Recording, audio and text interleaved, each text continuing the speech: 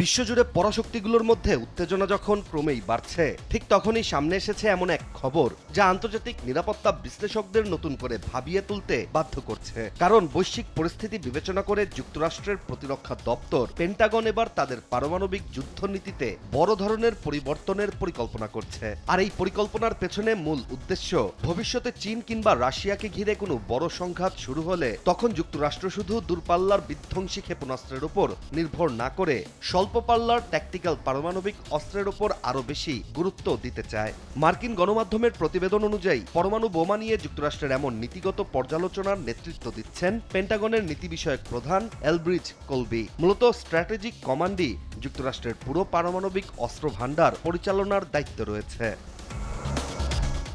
এদিকে মার্কিন কর্মকর্তাদের ভাষ্য অনুযায়ী এই নতুন কৌশলের মূল লক্ষ্য হল, যদি ভবিষ্যতে যুক্তরাষ্ট্রের কোনো মিত্র দেশ চীন কিংবা রাশিয়ার হামলার মুখে পড়ে, তাহলে মার্কিন প্রেসিডেন্টের সামনে যেন শুধু দুটি চরম বিকল্প না থাকে, অর্থাৎ শুধু পূর্ণমাত্রার পারমাণবিক হামলা নয়তো কোনো জবাবই নয়। এই সীমাবদ্ধতা থেকে বেরিয়ে এসে প্রেসিডেন্টের হাতে আরও বাস্তবসম্মত এবং বিশ্বাসযোগ্য সামরিক বিকল্প তুলে দিতে চায় পেন্টাগন।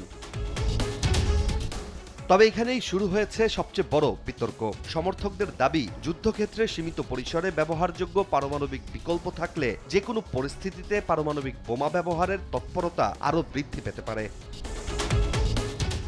অন্যদিকে সমালোচকদের আশঙ্কা একেবারেই ভিন্ন। তাদের মতে ট্যাকটিক্যাল পারমাণবিক অস্ত্রকে সামরিক পরিকল্পনার কেন্দ্রে নিয়ে আসা হলে পারমাণবিক অস্ত্র ব্যবহারের মানসিক বাধা কমে যেতে পারে। কারণ এগুলোকে ব্যবহারযোগ্য অস্ত্র হিসেবে দেখা শুরু হলে প্রচলিত যুদ্ধ মুহূর্তের মধ্যেই পারমাণবিক সংঘাতে রূপ নিতে পারে।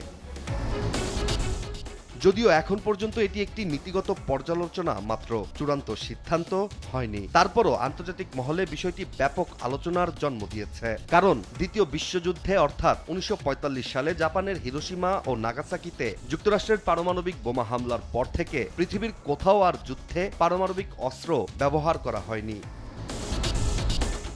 সেই ইতিহাসের পর যুক্তরাষ্ট্র যদি সত্যি তাদের পারমাণবিক কৌশলে এমন পরিবর্তন আনে, তাহলে তা শুধু ওয়াশিংটনের সামরিক নীতি নয়, বৈশ্বিক নিরাপত্তা, পরাশক্তিগুলোর ভারসাম্য এবং ভবিষ্যৎ ভূরাজনীতির ওপরও গভীর প্রভাব ফেলতে পারে।